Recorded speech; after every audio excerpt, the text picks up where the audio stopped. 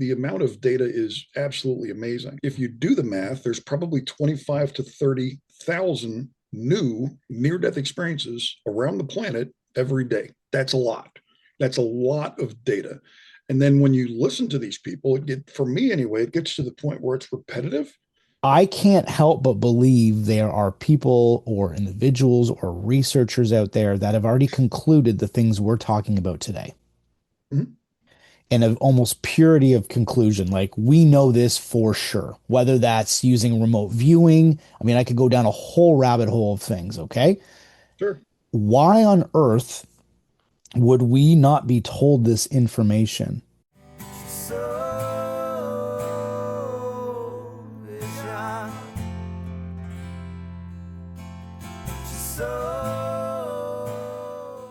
I want to welcome everybody back to another episode of The Soul Inspired. Today, we're speaking with Don Winner. He's defined as an NDE researcher, amongst many other things. So I'm going to talk to him about that. But first of all, thank you so much, Don, for coming on the show. I really appreciate it. Thank you very much for having me. I greatly appreciate it. I was mentioning to you before that this is a little bit different. You know, sometimes I get people on who've had near-death experiences and out-of-body experiences and all these different things. And as soon as I heard about, your background, I was like, hey, got to get this guy on. Want to find out a little bit about what you've been doing in your life journey. So I actually do want to kind of go back a little bit with you first, if that's okay, Sure. because everyone has a bit of a storyline as to how they got into this area. Maybe let's start a little bit with career-wise, if that's okay. Like, when did you start kind of moving in direction of that? Well, actually, that was a relatively sudden change. So it was early in, well, besides having general interest in it over many years, but actually seriously getting involved in doing research was in the beginning of last year in 2025. My father is 92 years old currently, and he had an incident. He was basically had a stomach bug, and we were out at an appointment together. It was actually my medical appointment. But as we were leaving that facility, he passed out. And again, to make a long story short, he went down. I ran back inside, said, hey, call 911. My father passed out. There was like 30 nurses and 8 doctors that came out to take a look at him. They got an ambulance. And again, to make a long story short, he just had a stomach bug and he got dehydrated and he passed out. And a couple of weeks after that, we were talking about the incident, and he just mentioned in passing, he said, the last thing that I remember before I passed out was thinking, I wonder if this is what it's like to die. I'm like, okay, dad's thinking about dying. Interesting.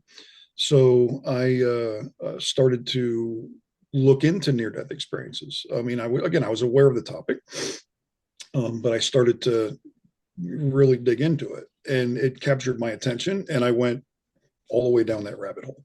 Wow. Okay, so I appreciate that. So you're saying, so this happened just recently that you kind of got within into within this a, within a year. Yeah. within a year. So, okay. So just so before I ask you questions around that, I want to get a little bit about your personality. So just to see why, why is this, because based on what you've done in your life, it's going to give me an indication of kind of how you approach the subject. So what kind of background do you have in your work? So my background is military intelligence. So I joined the Air Force in 1980 at 18 years old, straight out of high school. Graduated in June, and in September I was in basic training. And I went in initially as a Korean linguist. So I spent 6 years as a Korean linguist collecting and analyzing and reporting on intelligence information, signals, it's called SIGINT, signals intelligence information. And then after 6 years of doing that, I switched over to Spanish. Now you have to remember this is 1986. Ronald Reagan is president. You've got Iran Contra, Ollie North. You probably are unaware of all of those details, but they were afraid that the dominoes were going to fall in Central America, and the Soviet Union and Cuba were exporting weapons, and they were just afraid that there was going to be this domino effect of nations falling to communism throughout Central America. So they realized one day that, we need more Spanish linguists. So I said, hey, I'll retrain, in conjunction with a reenlistment. So I switched over to Spanish. and did that for many years. Then eventually I was assigned to the National Security Agency. I was at Fort Meade when I went through a program at the Defense Intelligence Agency, and got what's called a Master of Science in Strategic Intelligence, um, and was trained as an analyst, as a reporter in intelligence from many different angles and many different agencies. The last 5 years that I was in the military, I was in special operations. So now that's at a higher level. It's at a Mhm. with global exposure and different elements of assets and resources. Um, so I did 20 years in the military, all of it in military intelligence. And then after I retired, I worked as a defense, military defense contractor, also doing intelligence collection and reporting and analysis for 5 years. Then I spent 8 years as an independent journalist. So I was an investigative journalist in Latin America, and taking those same kinds of skills in collect information, analyze the information, report on it, but now doing it in a journalism setting as opposed to a military intelligence setting. It's the same skill set. Mhm. It's the same process. Get the information, figure it out, report on it. That's all you're doing. So applying that to just as a news investigative journalist. Um, so that's the background, and that's where the skill set basically comes from. So you're okay, so which is why this is really interesting, right? And because you're very, I would say, like data driven or very analytical, I would say, and by nature, I would just I don't want to assume, but based on what you just said, you have um a background in taking things. I'm trying to see how I can say this. A lot of people who get into spirituality have, whether we want to call it like a woo-woo type personality, maybe they're the more type that are more floaty, artistic. I'm artistic, but I run businesses. I've always said to my students, because I teach a lot of different types of students, some of them are very floaty, and very like just feely, touchy-feely, and the other ones are very analytical, and they want to know exactly how to play that song, how to sing that way, why would I sing that way? And they want to analyze each piece of what I'm teaching. I'm kind of right in between. So this is why I think a lot, unfortunately, you got that the poor musician mentality. A lot of musicians just think they can sit under a tree and survive, and play music and make everyone feel good. But you have to have some business background and some things like that. So talking to someone like you, who's approaching it from um, a space of analyzing it in a way that might be different than others, I'm excited to talk to you about it. And so you have this background. Your father has this close call, or at least it sparked a moment where he questioned his existence and what happens after it's over. 92, you got good longevity in there. So I would ask you, in doing the research, have you already noticed any consistent patterns that show up across most near-death experiences? And I'm wondering if you've seen anything like that in the research you've done already. Well, that's the entire point. So the other thing that I left out was that I have ADHD. So I have this ability to hyper focus on things. So if I get interested in a topic, if I get interested in a subject, I will go all the way down that rabbit hole. Mm, I will sometimes forget to eat. I'll wake up at 3 o'clock in the morning and go, aha, and I'll have a concept that will hit my brain. And then that means I have to hop out of bed, put some slippers on, and get a cup of coffee and go write a chapter in the book because I just put it all together. It just all came together. hmm Um, but when I get focused on something, that it's difficult for me to break away and to look at or think about anything else until I've got that figured out to my own satisfaction for whatever reason. hmm Um, so when that process started, you might say, well, it's been a year. Well, yeah, but the way I approach things is I just look at the data. For me, it's just pure data. I don't care where it leads. It doesn't. There's no bias there at all. I don't have any agenda whatsoever. It starts off as just being kind of generally interesting, and that's kind of like when I first started poking around at things. It's like, okay, And then it goes from interesting to intriguing. And then it goes from intriguing to that's absolutely amazing. When you're the kind of things that you're talking about there, like what are the consistencies? So I'm looking for those consistent patterns. And then as an analyst, you have to set your framework. So I'm going to work within this box only. I'm going to exclude these things. I'm going to exclude those things. I'm going to focus on this data set here. Then I'm going to go look for data. Mm. So now that the internet that we have available to us now, and along with tools like being able to translate things. So hey, let's go look at near-death experiences in Korean. Yay, I can go do that. Mm. Um, I can. There's no limit to the amount of information that's available. The numbers are absolutely astounding.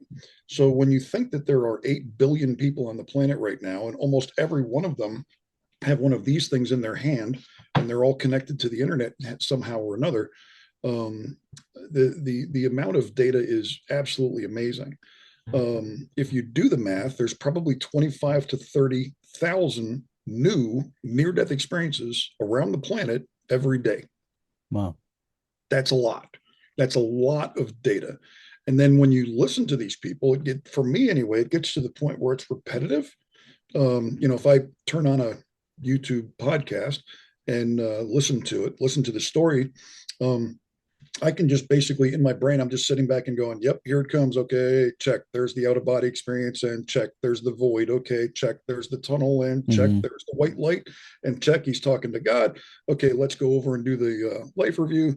And then now we're going to wander over to the garden and we're going to meet the ancestors. And then we'll talk about reincarnation and life plan for a minute. Okay, I'm coming back to my body. I mean, it's the consistencies are redundant to the point of ridiculous. Every story is absolutely unique, while simultaneously being consistent on most of the data points. Um, that's my experience from what for this. And again, this is just what the data tells me. This is just when I look at the data and I analyze it. These are the conclusions that I've reached. I remember when I first heard about, talking, I was going to have you on the show, the first question that came to me, and it just came to me again, was around an area that I am always trying to figure out.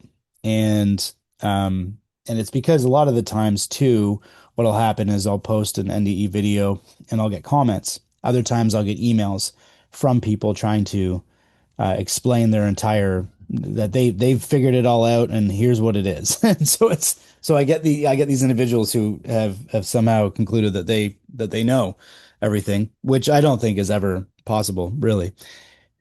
Um, but one of the consistent things that a lot of people kind of assume, and it's something that I have not found, and I could be an anomaly. I could be an anomaly with the 150 people I've talked to. The assumption I always get is yes, well, they grew up Christian, they met Jesus. Oh, they were Buddhist and they saw Buddha. Oh, they're an atheist and an alien came to them. I don't know. I'm just making this up. Um, and that was the assumption I kind of had before doing this in some of the readings I've done in the past.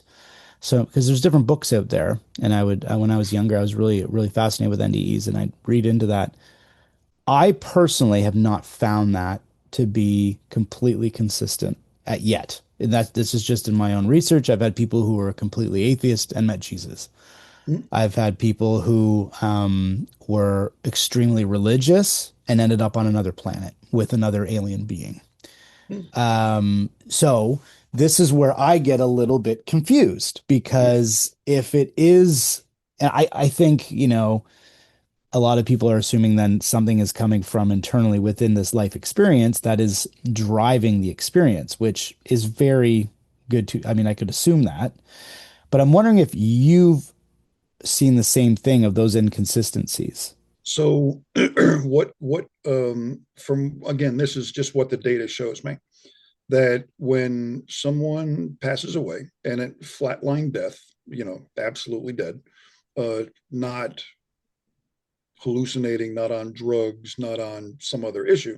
So this is where I draw my own personal box for the data is I want to have some kind of clinical death that's verifiable. And so the person passes away. So there's always that period of time, which is kind of a transitionatory period. It's very normally very brief.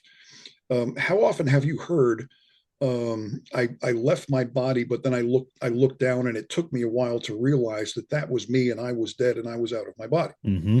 right? There's your consciousness, your soul continues after death. And it takes a moment of time because you're still wired into that pattern of thinking that you had when you were alive. So it takes a minute or a little while anyway to become accustomed to the new reality. So there's that is what occurs. The idea of a spirit guide being, standing right there, it's like, it's okay, I'm here to help you transition here. We understand that you're going to be a little bit confused. There's an entire subset of the data of people who thought one thing and found out that something else was true during the NDE, particularly with for example, there was a one that was a person who was very, very Catholic and had thought his entire life that reincarnation was just not a thing. It just doesn't happen. He was shown a tapestry of prior lives that he himself had lived, right? Wow. I mean, hundreds of them, where it's like, yeah, these are all the lives that you've lived, bro. So reincarnation is a thing. And, oh, by the way, here's the life plan for the plan that you're living right now. And you see right there, let's see what it's like to be a Catholic. So there you go. You picked this life before you came here. He's like, huh, okay. So, and there's the same kind of thing with atheists, I mean, there's, if you want to do something fun and interesting, go on some of these atheism groups, that these chat groups, or I call them orthodox atheists. They're completely convinced that there's nothing. Nope, you die, you go on the ground, the worms eat you. That's it. Have a nice day. Right. And they are completely shocked to find out that that is not the case. So it really doesn't matter. Well, I guess what I'm saying is two things. There's this transition period between what you had in your brain that you thought was going on when you were on the planet. You go into your near-death experience, and then you find out that maybe some of those things are either slightly different or significantly different. And then the other side of that is that the near-death experience is consistent for everyone, regardless of Hmm. if you were Christian, Catholic, Jewish, Muslim, Hindu, Buddhist, whatever, um, around the world. Again, because I'm talking globally here. Okay, the near-death experience is consistent to being a human, um, no matter what you thought. So Hmm. the same thing happens. A couple of things. Yeah, That's yeah. just what the data shows anyway. No, I love that. And a couple of things that I would say is that, I mean, first of all, I love this. This is why I asked you about your background in the beginning, is because at least you're not approaching this from a biased place. So if you're going into atheist groups and let's say you're not an atheist, I don't know. That means you're trying to gather data from all sides, right? And I think what I'm finding is like you're approaching it from this place of, okay, even if this is my belief system, if this is my feeling, I'm still going to go over here and see what's going on over here. It's like you went to the see, like someone like myself, I don't really go into atheist groups. Mm, And I probably should. I probably should. The funny part is I have many atheists who come on the show. They were very strong atheists before their NDE, and then they come back and go, oh, wow, like now mm, I got to figure this whole thing out. It kind of shakes their world. Same thing can happen with someone who's super religious, though, because they mm, have this strong religious doctorate background mm. that's engulfed into their mindset from childhood, and they find something else out and they have to do that. So I just wanted to say I appreciate that you do that because it shows that you're not coming at it from a biased angle. You're Well, looking. as an analyst, that that any kind of a bias is like kryptonite. You have to stay away from that at all costs. That if you look at any situation with any kind of bias whatsoever, it will skew the product. It will skew the bottom line. It will skew your analysis. So you have to recognize that even if you do have some kind of a bias, you have to go, okay, I'm looking at this and I'm thinking this. Maybe it's because of that. So let's just kind of take a step back, turn that off, and just what does the data say. Mm. And then the terms of, going into an atheist group or going into a religious group or, talking to any particular set of people, how what's the trump card that near-death experiences happen to people, whatever they happen to believe while they're here on the planet. So it's the great equalizer, kind of. Mm-hmm. And again, I have no bias. I have no agenda whatsoever. I really don't care what anybody thinks. It Right. doesn't matter whatsoever. Hey, God bless. Off you go. Have a great day. Yeah, doesn't matter to me. I'm just Yeah. just telling you what this data says. That's all. I only bring it up because I think it's human nature for everyone to have kind of their own strong opinion on one set of beliefs or another. Well, It seems to be the common thing. An example would be I just did a call out for NDE guests and I took a different approach and I thought, well, this will be interesting to see. And the approach was, hey, everyone, would love to interview anyone who had a very strong religious background before their near-death experience, but at the same time, after their near-death experience, that religious belief system stayed strong. If this is you, I would love to speak with you. Well, it got a lot of comments. People saying religion's fake. I know because I died, and very strong. People being very kind of just in their belief. Why are you doing that? Or someone said, well, I wouldn't want to watch your show because you're being biased. You're trying to find just religious NDEs. I'm like, they don't realize I'm actually trying to research to see what is going on there if that stays intact. Because from my own personal research that I haven't even meant to do, it's not always staying intact. In fact, a lot of people who have these strong religious backgrounds, they come back from their NDE and they stop going to church.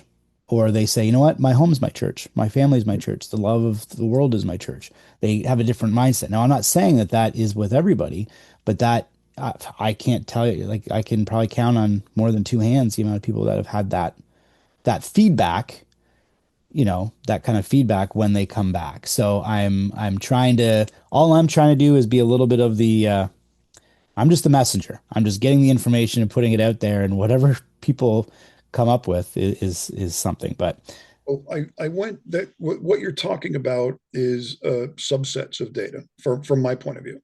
So there are subsets of people who had different types of beliefs when they're going into their NDE, and then as a result of the NDE, they're somewhat changed as an after. mm, There's that what I like to say is that all of the world's religions get a C minus.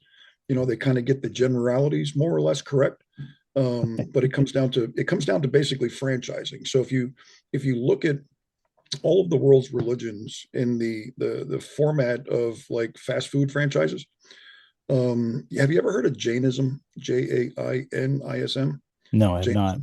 Okay. Well, you haven't heard about it for a reason, because they don't care if you follow their religion or not. If you, It's in northeast India. It's about, I don't know, 4 or 5 million people or so max. And it is the seed cosmology for both Buddhism and Hinduism. Um, Now, if you look at what the people who believe Jainism, what they follow and how they conduct their lives, it's basically a photocopy of NDEs. If you take all of the NDE data that's available and boiled down and made a religion out of it, Hmm. you'd get Jainism. However, that is exactly because you touched on it when they're like, I just came back and my home is my living room is my church now, and I kind of see the world differently. That's kind of the attitude that people adopt, because it's like, all right, I understand that, this is a global thing and I don't really need somebody else telling me what to do or how to think or what, those kinds of things. But that is a really bad franchise.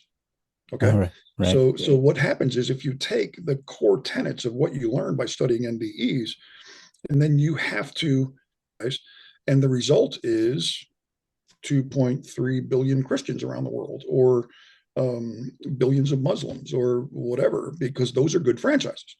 Have you ever had anybody knock on your door and say, you're out cutting your lawn and somebody comes by and says, "Hi, how you doing? I'd like to discuss and I'd like to turn you into whatever it is that I believe." It's like, "Oh, hey, dude, how you doing?" Hmm. They're recruiters. Those are recruiters. Okay, that's what they're doing, is they're trying to recruit you into their group.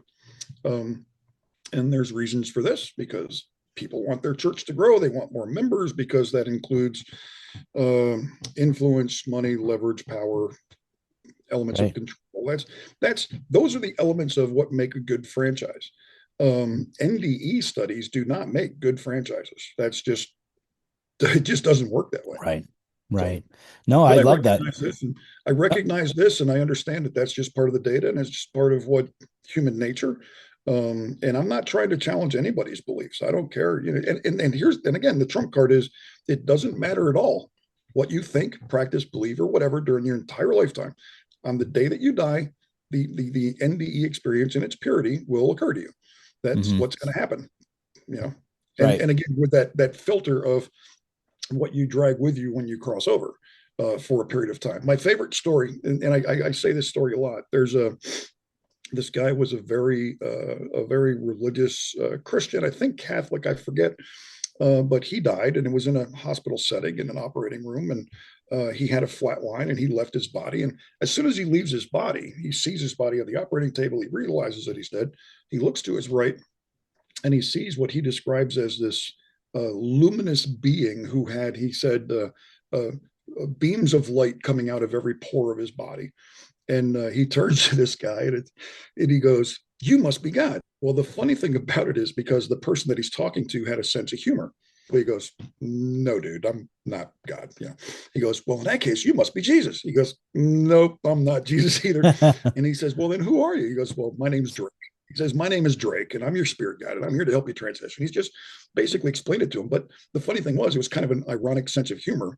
The guy's like, "Yeah, you know, it's natural for you to think that, but that ain't me. I'm just here to help you go and bring you over through the process." So that's just an Wow. example of that preconceived notion is that when immediately when you leave your body, then that's what you've got going for you, and then you slowly come to realize what's really going on.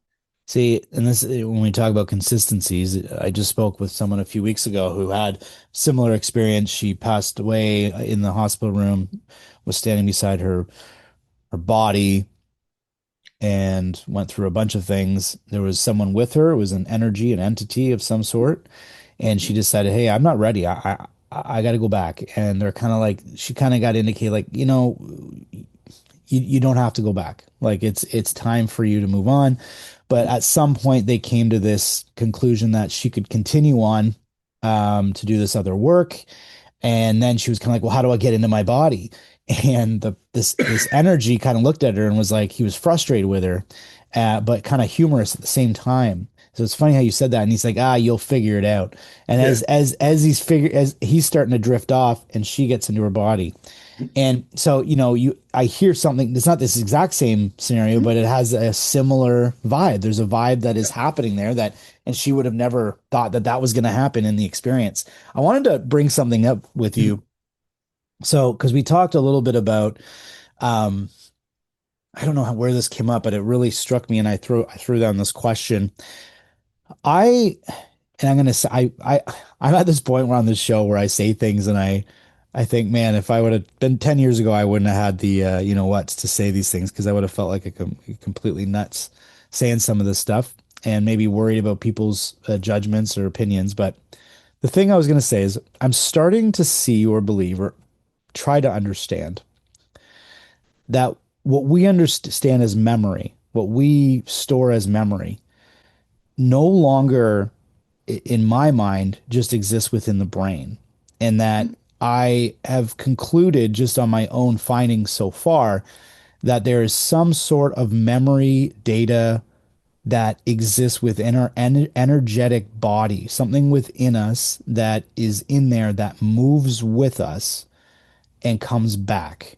It's the only thing that I can conclude based on what I've been told. And then when I think of that, it completely challenges my idea of what the brain is. Like my whole it shatters my understanding of what we are and what the brain's function is. Now, is this something that you can understand that I would conclude by talking to the people I do? Of course. So what you're describing is the life review process. So you die out of body through the tunnel, meet God, then you go off to the life review. So the life review, um, comes to you as telepathically. It comes to you as a complete download. Think about that from the moment of your birth to the moment of your death. Every single experience, no matter how trivial, is recorded, basically uploaded to the cloud. Think about it that way. Literally uploaded to the clouds. Right. So when you go to do your life review, it's not like you're watching a movie. It's not like you're rewatching your entire life. It's one complete download of all of this data that comes at once. So every conversation that you've ever had, every interaction that you've ever had with anybody else is recorded in its entirety. So the visual aspect of it, the audio aspect of it, so your conversation, the words that you say, the things that you lead with feelings. So let's say you're having a really bad day, and you go into a bank, and for whatever reason you snap at the teller, and you basically are just not a nice person. And then you leave the bank, you get in your car, and you cool down. You go, man, I was really not a nice person to that bank teller in there. Well, you'll see that interaction in your life review, and you'll see how you made that person feel in that moment. And the reason is that it all comes down to treating others with caring and compassion and consideration, and putting yourself in their shoes, and how do you make other people feel. So going back to your point is you're absolutely correct that every single thing that we do during our entire lives is all recorded and up there available for your life review. Now that's interesting how that plays out, that there are some people who have led very difficult, challenging lives in trauma settings, or maybe addiction settings, or abusive settings, or whatever. And they were either the abuser or the abused, or maybe they were abused and then they later abused others, or they took advantage of people, or whatever. Those kinds of things are played out for them. There was one woman in particular that was very telling, that she was a drug addict and she had small children.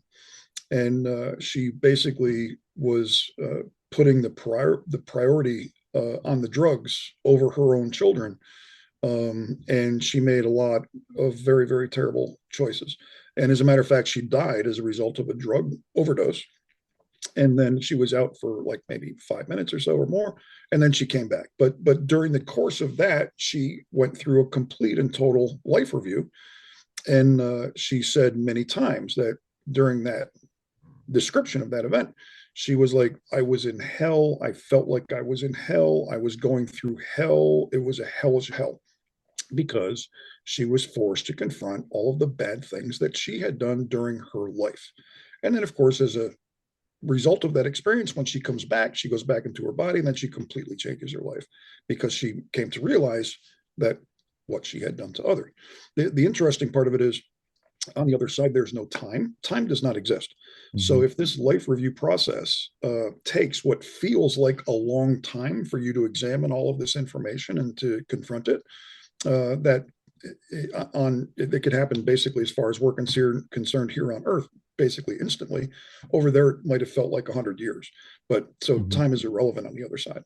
Yeah. But going back to your original question of, yeah, you're absolutely right.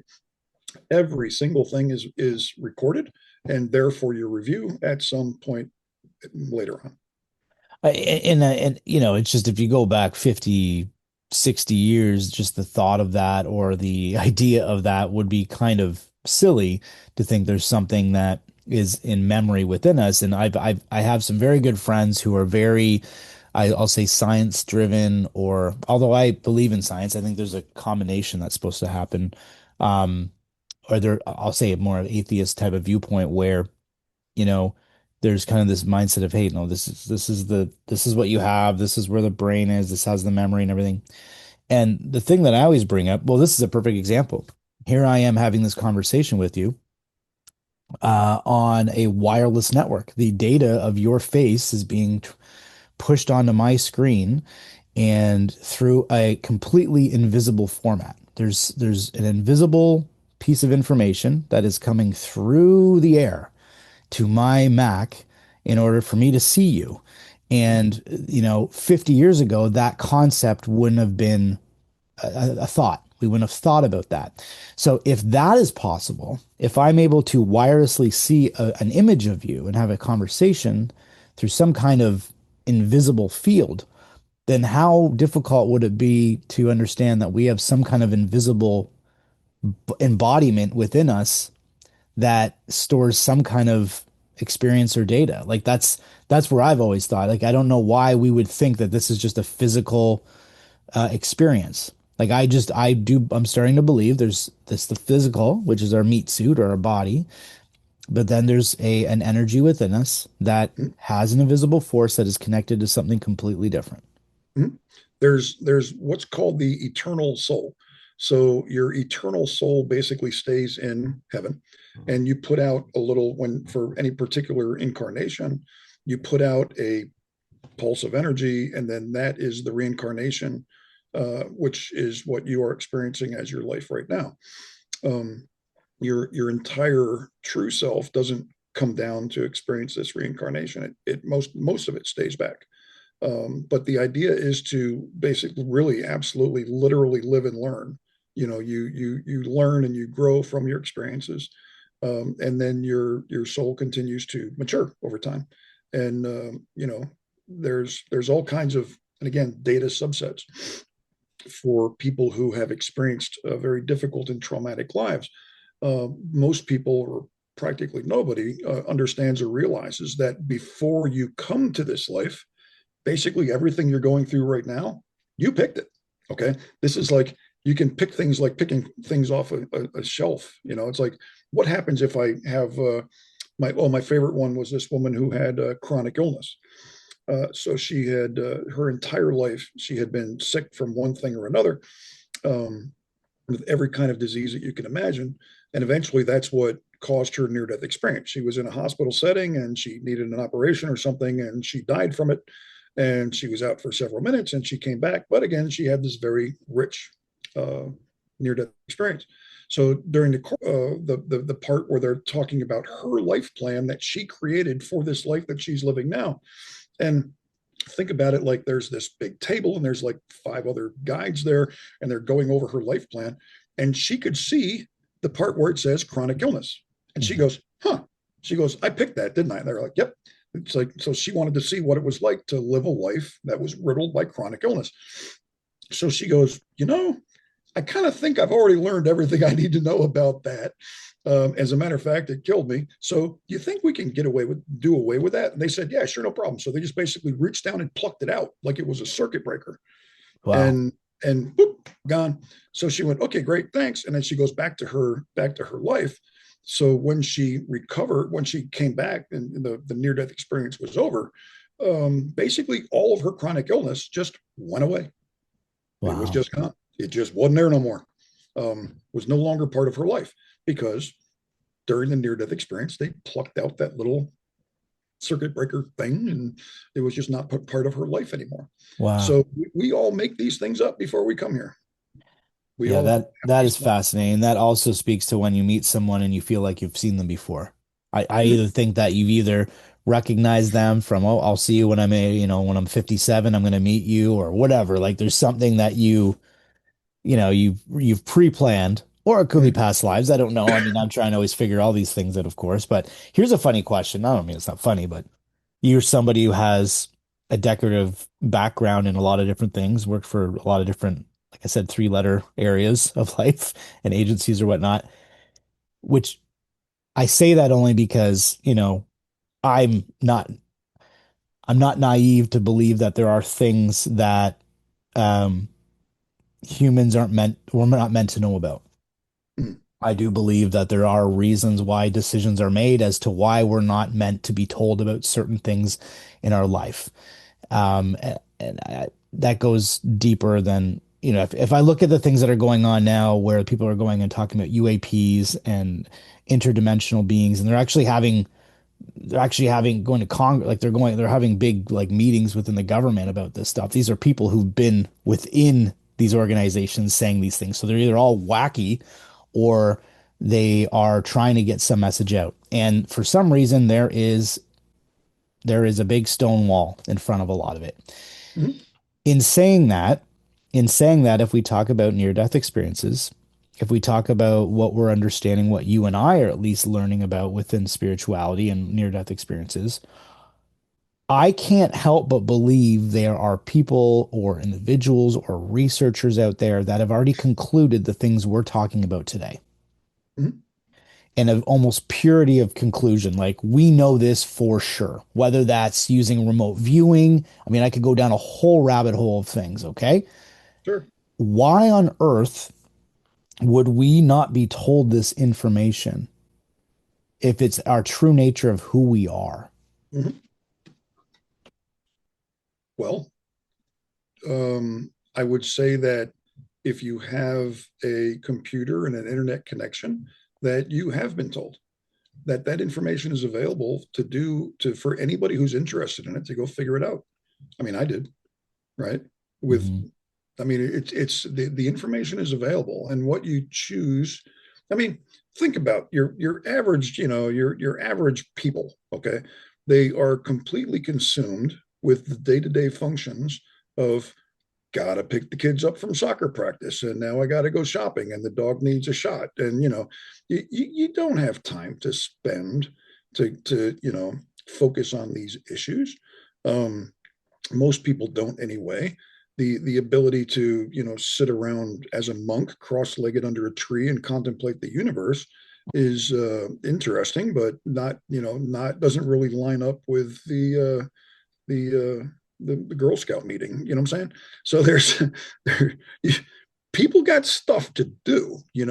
Um, Mhm. if you have the time and to put these things together. Now, personally, for me, again, as an analyst, I went through that process, and it went from interesting to intriguing to amazing to acceptance as fact. That all of these things that we're describing here are an accurate reflection of what the near-death experience global indicates. So that's just my own conclusion. That's the result of my analysis. Now, the other thing is I took it one step further. I looked at it in terms of historical aspects. So looking at humans being on the planet for 300,000 years. And just making one simple assumption is that if people are having near death experiences now, we've been having them for a very, very long time. So if you put that in context of 300,000 years, you have to realize that writing, the ability to write things down, only happened about 5,000 years ago. Okay. And Mhm. the first thing we get out of that is Gilgamesh. If you're familiar with Gilgamesh, it's this amazing tale, but it's very, vivid. Up until then, 295,000 years of oral history, people telling stories around campfires. And what story you're going to tell? You're going to tell the most interesting story. This is where the concept, the global existence of the concept of God, a soul, an afterlife, heaven, ancestors in the afterlife, the happy hunting ground, or whatever you want to call it. All of these concepts come from the global human experience of near death experiences over 295, 300,000 years of Mhm. history. And then those fundamental concepts were then crunched and chewed and turned into different religions. And then eventually you end up with the religions that are the best franchises. And then that's what's spread all around the world. But the seed cosmology for all of that were the human experiences of near death experiences over hundreds of thousands of years. And the idea of is that being withheld from us? Well, I'll guarantee you that the different, especially during the Cold War, for example, and even now, that all of the world powers that are vying for control over all of us, they're going to try to find any advantage that they can, whether that be remote viewing or anything else. If they can get an advantage, they're going to exploit it. See, I didn't know if your answer to that was going to be strictly around religion, because there's a lot of profitable organizations out there. There's a lot of if what I mean, it's the same thing with if we were to wake up one morning and be told that aliens exist, and not only that, there's this interdimensional place within our existence that we haven't understood, and here's all the information. Just Mhm. throw it all at us at once. Like turn a faucet on. Well, people like you and me would be like, interesting. We'd sit Yeah, there and we'd listen and we'd want to find out more information. We'd be like, oh, interesting. I would basically say that checks with the data. You know, have you looked into the DMT studies in England by any chance? No? I haven't, no. Okay. So you might want to check this one out. This is pretty cool. Now it was something that I ran into, but I kind of set it aside because it doesn't really have anything to do with near death experiences. So what they've done is they've figured out how to titrate DMT. So normally, if you do a DMT trip, it's like a 10 or 15-minute experience. It's not a very, very long experience. But what they've figured out how to do is to administer DMT via a slow drip and have that experience last over hours, like an hour or two. And then what they did is they would find volunteers. I mean, literally people off the strip. They literally take people off the street and say, hey, we're conducting this study. What we'd like to do is sit you down in a chair, hook you up with an IV, drip DMT into your arm for 2 hours, and then you're going to go have this trip, and then we're going to interview you afterwards. A lot of people would sign up for that, right? Right. Um, so they did it with thousands of people. It's still an ongoing study. The kicker is this: that with all of these people, they would have these rich experiences, and then when they come out of that, they get interviewed. Well, none of the people that have participated in this experiment had any knowledge of anybody else that had participated in the experiment. They didn't talk to them before or after. Mhm. However, they all have basically the same experience. There's like this 9 foot tall purple dude with one eye that they have this conversation with, and he answers all their life questions. Basically, everybody runs into the same dude. So Wow. what's going on there? I mean, that's if you look at that data and you look at these reports, you got to go, that really exists. So what DMT does apparently is it's shifting your frequency. It's allowing you to go into this other dimension, stick your head in, hang out, have a conversation, and then come back. So Mhm. in other words, that dude is there. It's just at a different frequency. We just can't see him normally. You and I sitting right here, we're not tuned into that channel. So you have to think of it as channels on a television, right? Mhm. Let's say you went down to the store and you bought a brand new television and it can only get one channel. You put it on your wall, you turn it on, and it's only going to give you one channel. There's no remote control, there's no ability to change the channel. That's the only thing you get to watch, right? Well, yeah. Oh, of course. There, Yeah. But you there's switch it. there's there's Yep. other channels out there. We're Right. just not built as humans to see them. Now, the other thing too is touching on this same kind of an element. What is it that we're meant to know and not meant to know? If you understand the entire near death experience comes over, then you're from heaven you put out this energy and you reincarnate.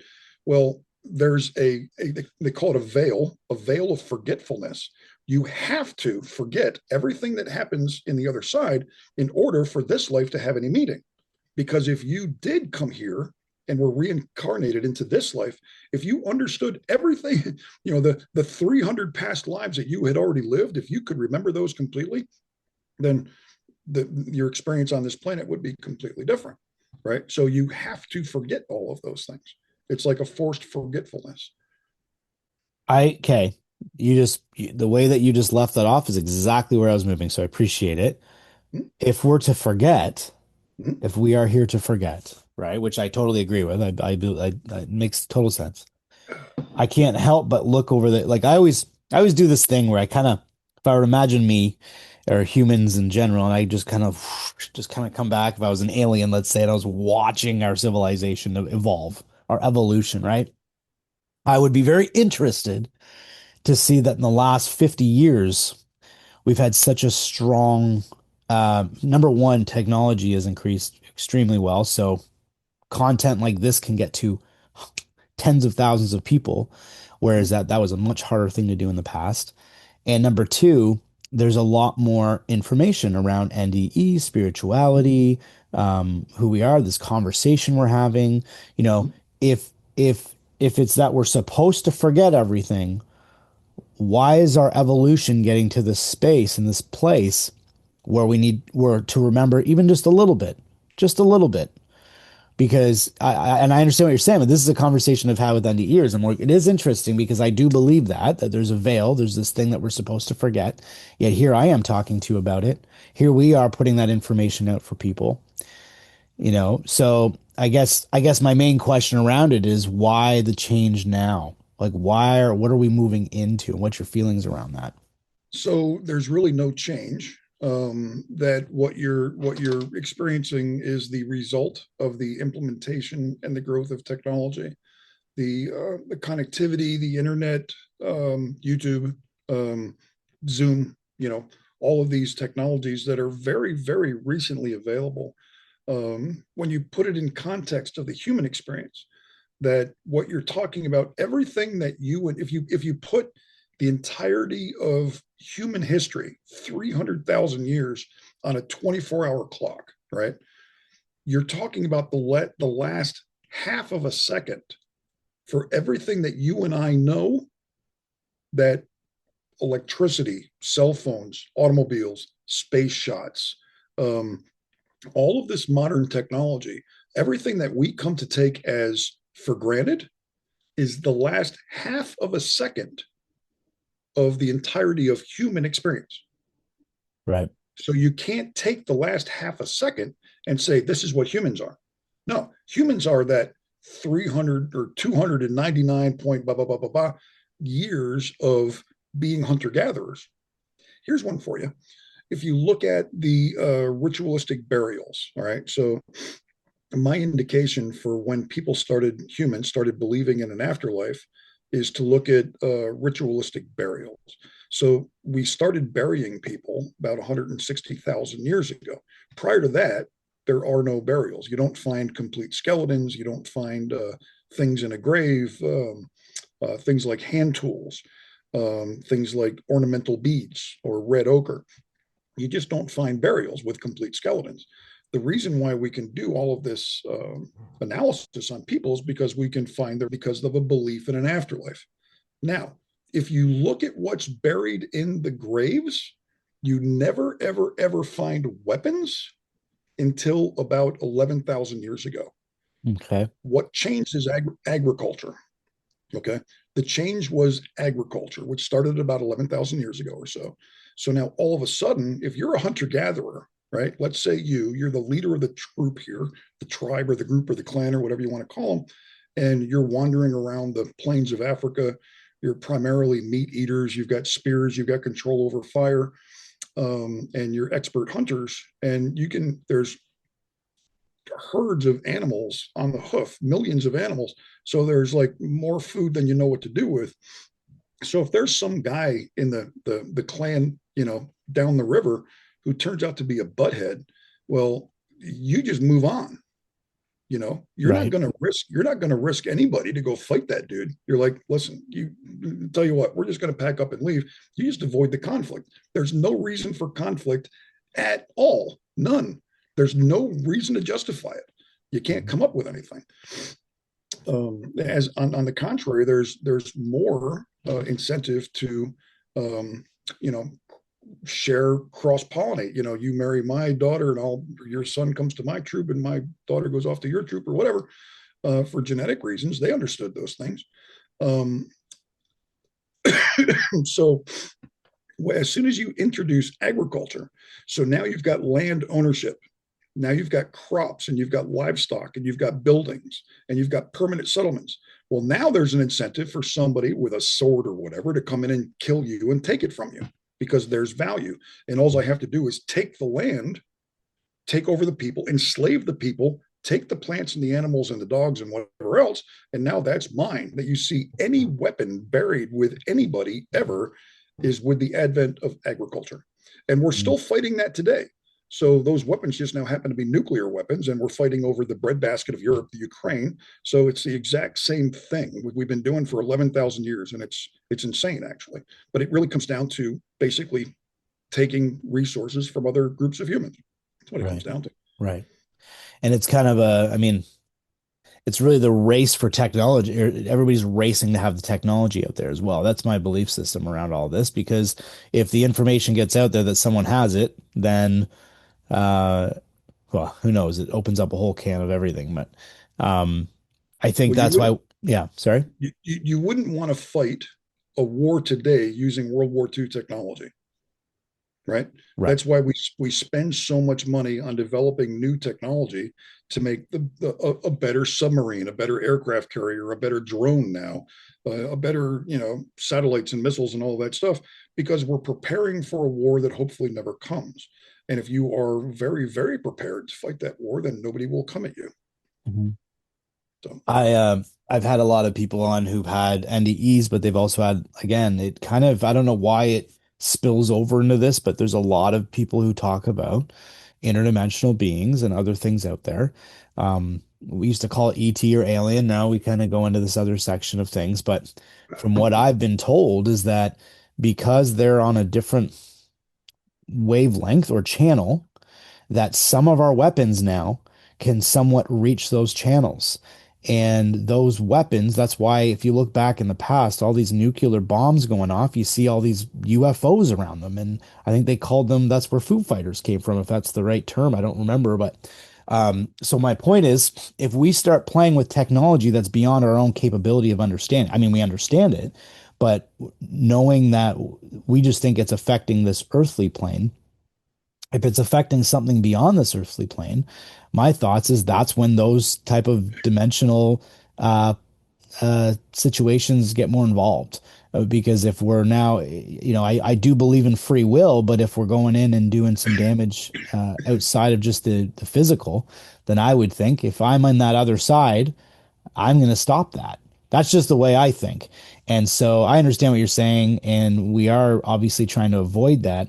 But I think there's bigger powers out there that are putting their foot down with it too. And I know it sounds maybe crazy to some people, but these are just things that have come up through conversations I've had with other people. I think you're on the right track.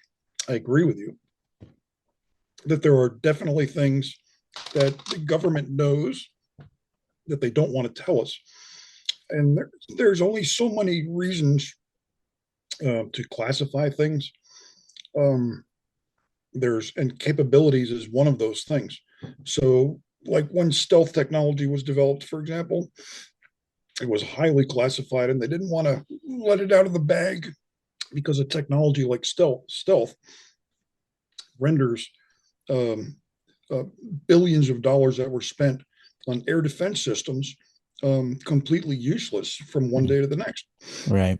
So if you're afraid that you're going to fight a war and you're concerned about the Soviet Union or the Chinese or anybody else, you're going to go out of your way to develop all of these um, highly technologically advanced systems and then keep them under wraps so that when you need them, you have the surprise advantage. Um, and that's just part of the game. And we've been playing that game for a long, long time.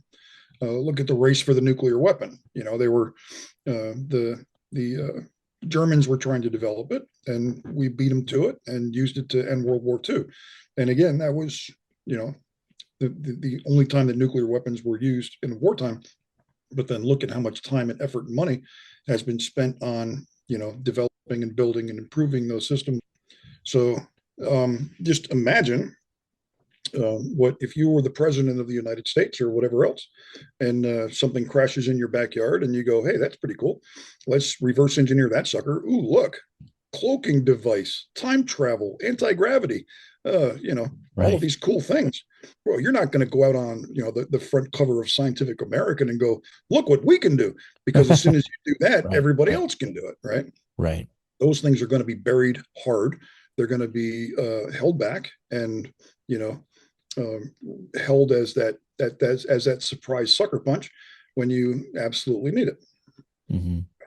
And I agree. I just would say, being a father and having two young kids, if they're running around and they're running into each other and they're being goofy and hurting each other a little bit, okay, I can let them, solve their own issues a little bit. But if I see one of my kids run out with a knife, if there's something that's really going to be damaging, or they're running at me with a knife, not knowing what's going on, I'm going to stop them. And the reason I say that is if there are energies or entities or dimensional beings or whatnot that are far superior to what we are in this physical.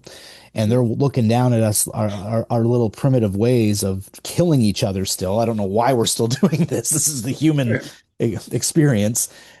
That's fine. But I think that the moment that it would start to interfere with my own existence or my own or other existences, I think that's when I would step in. So I guess what I'm trying to say is I think we really need to be careful how far we push a lot of this, because if we push it too far, we might be fighting something that we don't even know what we're fighting. If we're fighting ourselves, next thing you know, we're fighting something that we didn't even expect. That's all I'm saying. And I don't want to put fear out there, and I don't want to say that that's going to happen, but I'm always thinking that way. Like I always think it's 10 steps ahead, that if it were to go that way, what are the possibilities? I don't know if you want to touch on that, but that's where I was kind of alluding to a little bit. Well, I believe that it's perfectly possible that maybe there are other civilizations, life forms, other planets, people who understand quantum physics and mechanics better than we, so that they can do things like travel faster than light. Because in that respect, that we are technologically basically toddlers. Um, Right. yeah, because they're now starting to understand more and more about the whole quantum reality of things, and what's possible. So could you imagine just being able to ignore time and limitations on travel, and if you wanted to go halfway across the universe, have a good time, there you go, bing bing, you're there. Well, that's the way it is on the other side, by the way. When you cross over, there's no limitations on time, or there's the gravity and time don't exist on the other side, so you're not held back by those things. That Mhm. Einstein was right, but only in this existence.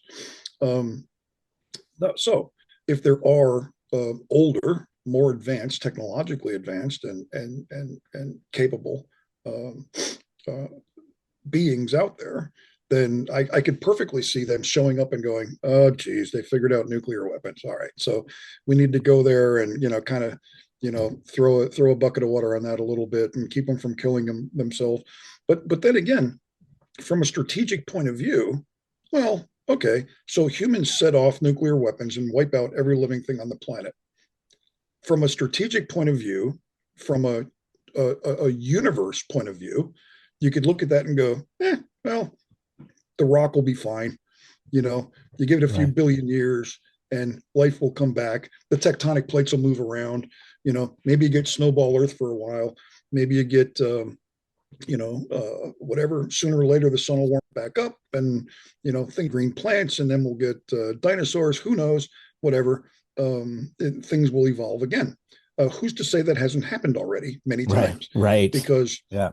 when you're looking in terms of geological time and billions of years, that whatever existence, whatever advanced existence that might have life forms that might have existed on the surface of the planet in the past, when you're talking in terms of tectonic plates, all of that evidence would have been chewed up and sent down to the magma.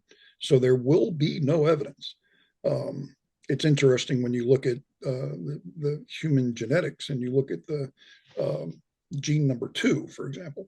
There's things that occur in the genetics that should not occur for humans specifically, Right. and in no other life form, which give us the ability for this kind of thought that we're having right now, this creativity and language and abstract thought, and being able to discuss these things.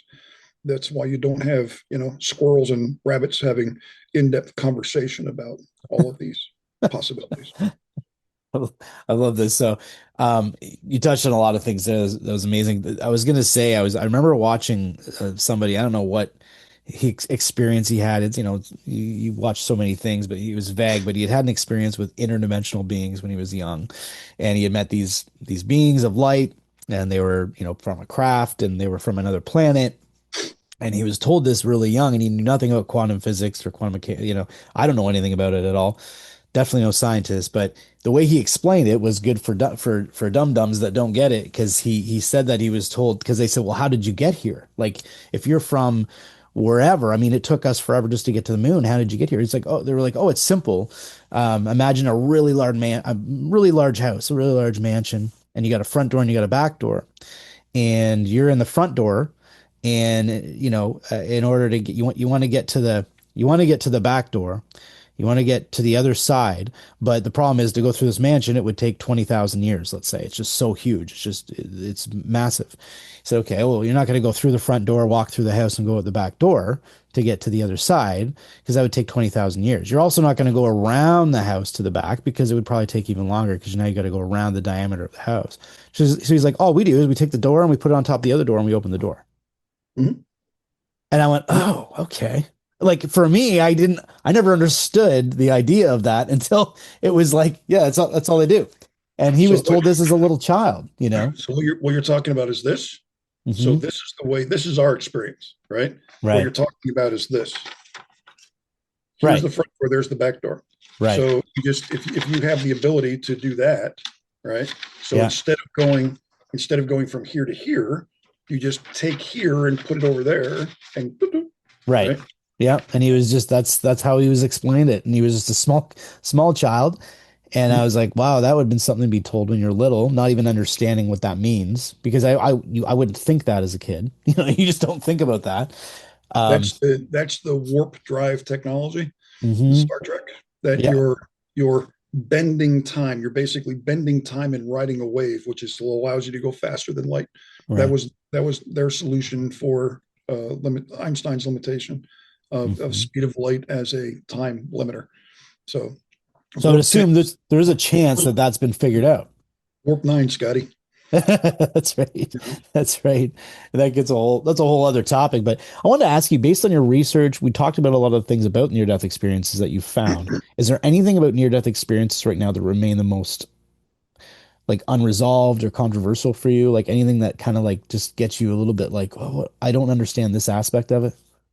Well, I understand an aspect of it which is creates more curiosity for me. So are people who cross over and they go through, they have a very rich experience and they're, having meetings with their spirit guides and their ancestors who they've known from either this life or other lives. And then they're told that you can only go so far into this experience. So there's a boundary. If you Hmm. cross that boundary, there's no coming back. Right. So the only people that we get to interview are those who went up to the boundary and decided to come back.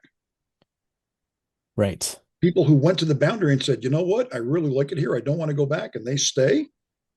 We never We interview don't get to those talk guys. to them. They don't That's get to right. come back. So we don't get to talk to those guys. The only guys that we get to talk to are the ones that never cross the boundary. There is a boundary. There's more there. We don't get to see it. Hmm. That's intriguing to me. That is intriguing. You're right. And it comes up in so many different forms, Mhm. right? People will explain it in different ways, like, oh, there's this kind of like this see-through glass wall and I couldn't get through. And they told me, oh, if I go through, I can't come back. Or The word I've settled on is the boundary. That and it seems the to be boundary. when it comes up. Now there's a lot of people who have very brief, very quick near death experiences. They basically barely have time to get out of their body. And again, most commonly in a medical setting. So they're revived and they're brought back to life. But they don't have this long, rich, deep near death experience. Other people have a very, very in depth experience and they get to go to all the corners of the other side and report back. So again, on my show, I'm always trying to play the different parts. I'm looking at it like, okay, I'm not just over here on the belief system of everything being the way it is. Mhm. And I'm always trying to look at, okay, so if I was someone who was questioning the NDE, questioning this whole experience, and trying to still tell myself that we do just turn to dust and then that's the end, I Okay. would say to myself, well, maybe that boundary is just part of our brain's way of we get to this point, and then if we cross that boundary, yeah, we're dead, we're gone, and we don't exist anymore. It's the end of it. And that's just what we all do. Do you think there's anything around that, or do you think there's too much evidence? I say it like this because I mean, I have people who tell me they're in the hospital.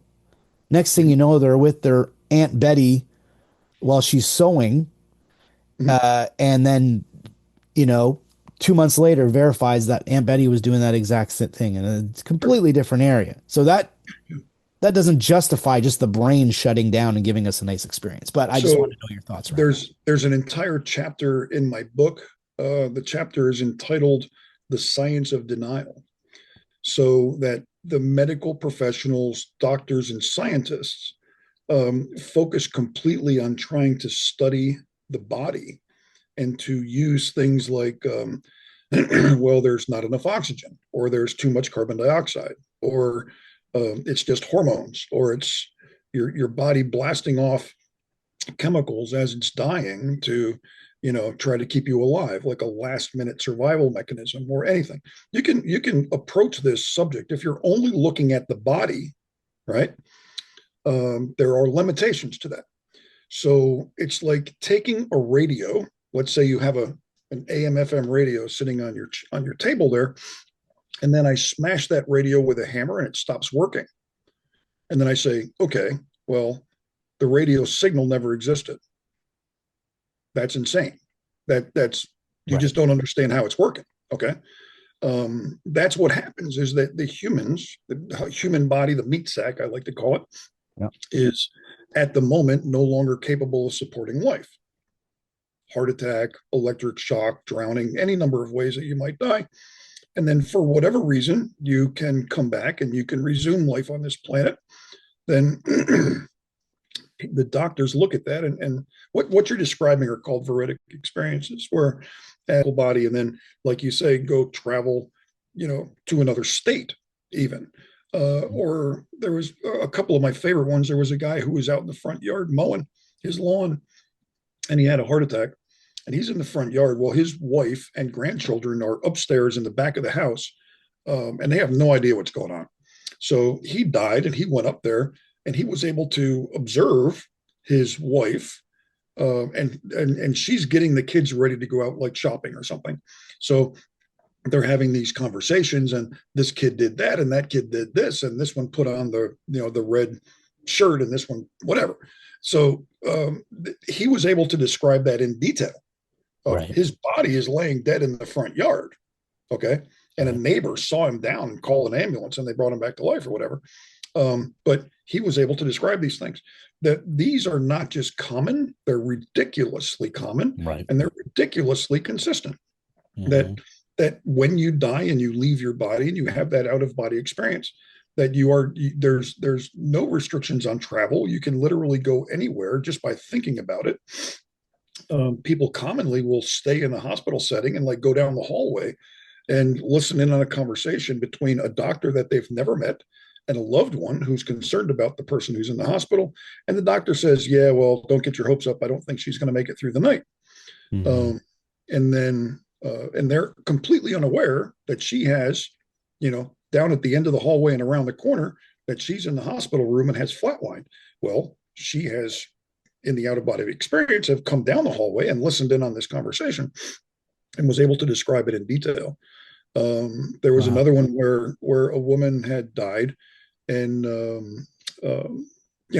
do the code thing, and everybody comes in and they're trying to bring this woman back to life. And there was a doctor that got involved in that was not part of her. Now she is out of her body, up near the ceiling of the room, looking down on this thing, right? And there's all of this activity, and they bring her back to life. Well, then she wakes up, and the first guy that she sees looking down is this doctor. And she goes, "Oh, hi, Dr. Smith." And he goes, "How do you know me?" It's like, "Well, you're the guy who worked on my body and brought me back to life." "Well, how do you know that?" And she goes, "Well, I saw the whole thing." He goes, "That's impossible." She goes, "Really?" "Well, I saw you from behind because I was up there and I know you got a bald spot." Right. I've had a few Because people mention this. Yeah. she's looking at the dude from behind, right? Looking Yeah. down on the bed. He's standing there. She's seeing at the back of his head. It's like, you got a big old honking bald spot back there, buddy. I can't see it right now, but I can see it when I was up by the ceiling. It's like, go ahead, explain Wow. that one. Explain that one to me, doc. So Yeah.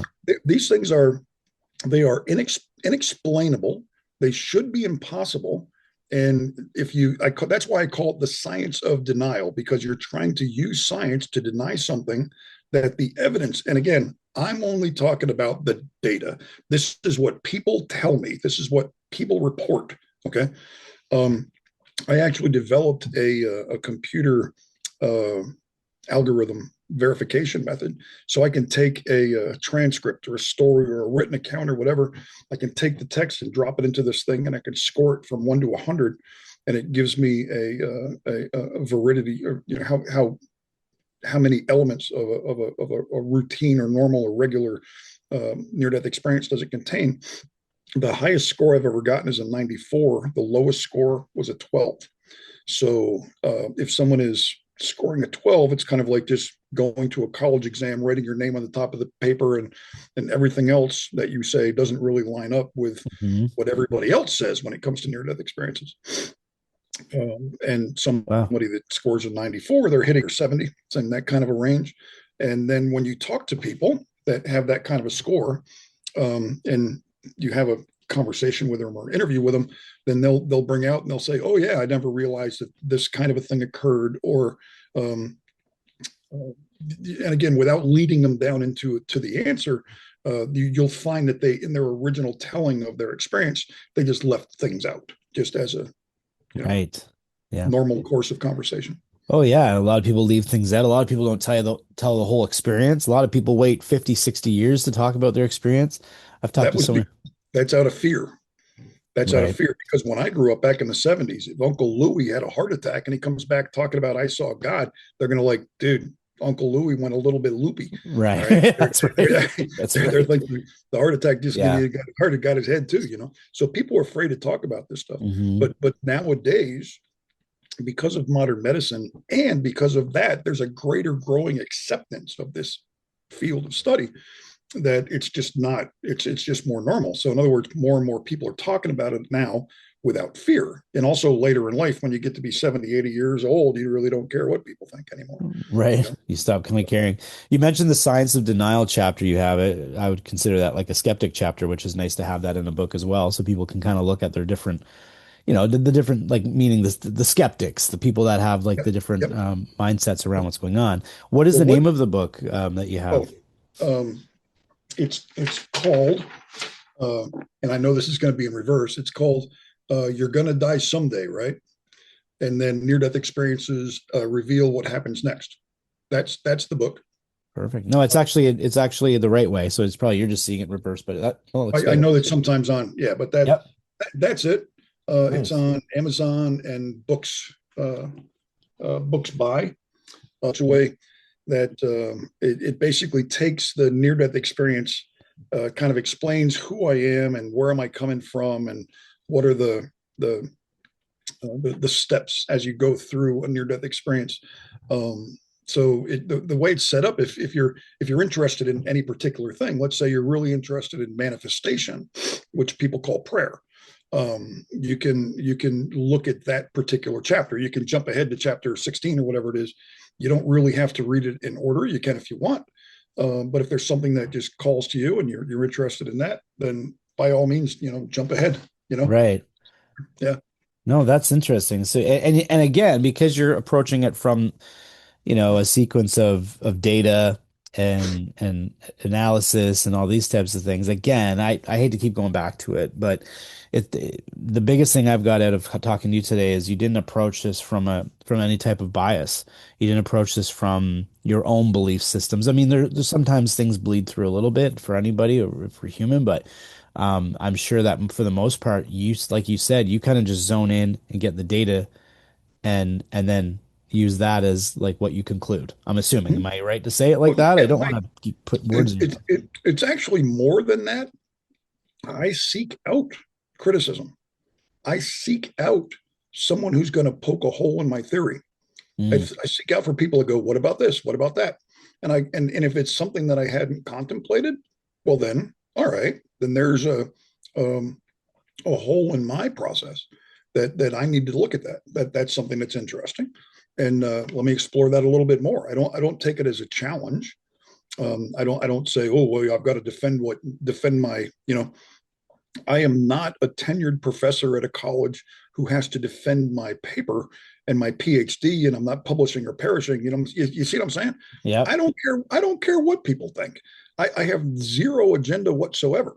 I just don't care. It just doesn't matter to me. It doesn't even hit my radar. Says that, Mm, and this is why I have no fear whatsoever to jumping both feet in the middle of an what I call orthodox atheist Facebook group with 50 100,000 members or 100 or 500,000 members or something like that. And they spend all their day going religion, blah, blah, blah, blah. And it's like, Right. guys, this is kind of where all these concepts come from, you Right. know? Right. And by the way, even if you're an Orthodox atheist, that when you die, you're going to have that near death experience just Yeah. like everybody else. So, Yeah, and I exactly. And I also I'm on this side too where I do notice a lot of people will kind of scrutinize and destroy religion. Like they'll really push down religion. And the problem, I understand why. I can understand why. I understand the whys. The problem that I have with it is it's kind of like you said, I I have people who've had NDEs with no religious affinity. Like they're not associated with any religion growing up. They had nothing.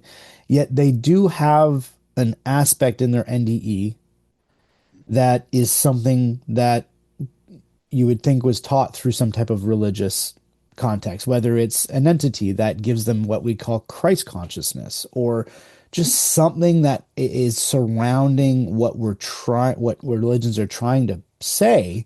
remember the historical aspect of it, the 300,000 years of human experience with near death experiences that entire time, less frequently because there was no modern medicine, but they still occurred. And then those stories told around campfires for literally hundreds of thousands of years, which is why you wake up one day and you realize that basically every human on the planet believes in an afterlife. They believe in the soul.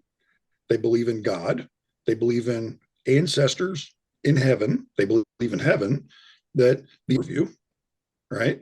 Right. Um, yeah. So these concepts are not new, that Hmm. these rain down on humanity over hundreds of thousands of years in the form of near death experiences, one at a time, forever. And it just became part of the human experience. Yeah, absolutely. That's And I the core and thesis of the book. and likely what's happened is, with the things that have happened around religions and the things that we find out over time is it pushes down its meaning. Obviously, if you look at, I mean, that's a whole other episode, but like wars and everything. I mean, religion itself has been around. Um, Wars have been started due to uh, Sure. religious things. So like there's a lot of feeling around that, so I understand it. Okay. I've loved this conversation. I do kind of want to kind of come around and ask you one main question. I ask everybody. I ask all my NDEers this question. You can answer it however long you want, but maybe just what you've concluded. You've obviously talked to or spoke with or read about people who've had these experiences and how um, I'm sure a lot of them told you it was a beautiful experience, Mhm. that there were that they didn't want to leave it. In fact, Mhm. when they came back and opened their eyes, they were angry for being Mhm. back here. They felt pushed back from God. Like, why did I get thrown back here? Not Mhm. everybody, but these experiences do come up. And when you're over there, there's this completely expansive feeling. It's beautiful, all these things. So, if that's the case, why would we do this insanity? What is, Why would we come here and you and me doing this, looking at oh, people hurt themselves and wars and hurt and chronic illness and like what are we doing? What is the main drive and purpose as to why we come here? so the meaning of life. So basically, the reason why we come here to do them and to grow, so that you continue to come back, and whatever you learned from your last incarnation, then you learn more from your next incarnation, and you continue to have these life experiences on the planet until I assume that there's really nothing left to learn.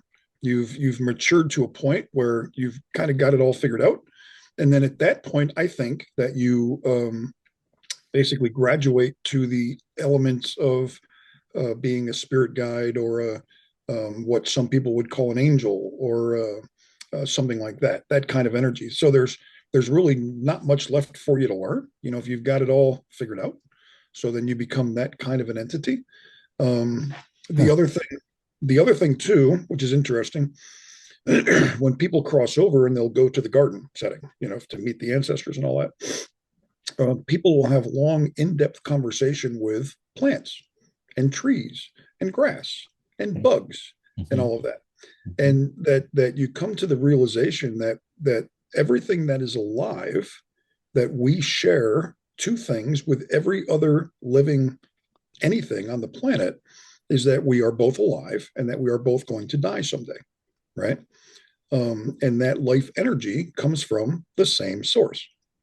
So that's part of it as well. But just listening to people talking about having long and complicated conversation with a tree or something is maybe maybe the tree huggers are onto something. You know what I'm saying? Maybe the trees like it. I mean, why not, right? Um, it's not really that far out at all from what the data indicates. Again, I keep going back. This is what the data tells me. I'm not Mm. making this stuff up. You know. So what I like that you just, and I appreciate you answering that. A lot of the times I will hear, we come here to grow through incarnations. We learn from previous life cycles, those types of things. The part that I'm always, maybe because I'm a truth seeker and I'm kind of like you in the sense that um, I'm trying to always kind of find out more info, like more data, more reasoning. And I go, okay, well, we do that, but what is the goal?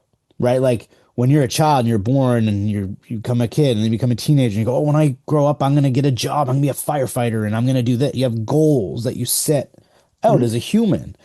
I mhm, would assume if we are a physical, three-dimensional whatever of what we really are, whether it's our spirit body, that spirit body that part of God would have a goal in mind, that there is a goal in mind, whether in God may even have a goal in its mind or in its general sense.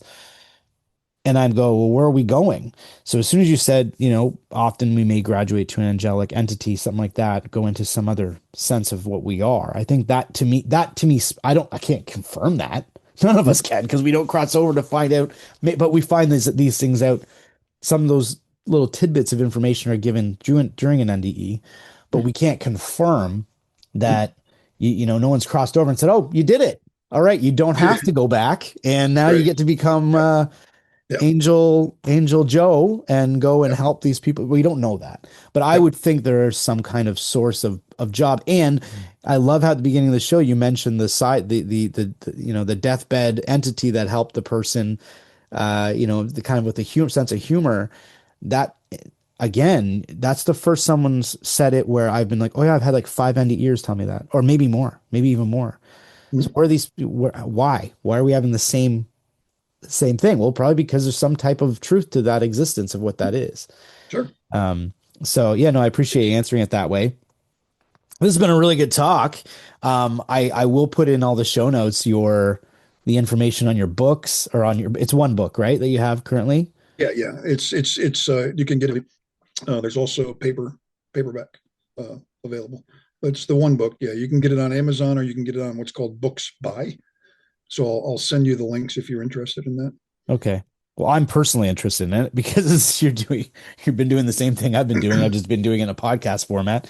Yeah, But it's turned into, like I have said, I sometimes say, hey, I'm an NDE researcher too, because it's getting to that point where when you get absolutely. when you're given enough information, it starts to become verifiable, right? Because now it's repetitive pieces of information and data that comes through, and you go, okay, it's like I said, stars. I mean, I have the 4 or 5 stars that you've said. Now I know you haven't had an NDE, but you've said things that I didn't know about any of those experiences. I've never talked to those people, but you said those experiences. I went, oh, yeah, heard That's that one, that's heard that one. that's the advantage that I have. The data set that I can review is everything that's on the internet that's related to NDEs globally in any language. So that's you can the conclusion that I draw is that it all happens. The same thing happens to everybody, no matter what. Doesn't matter.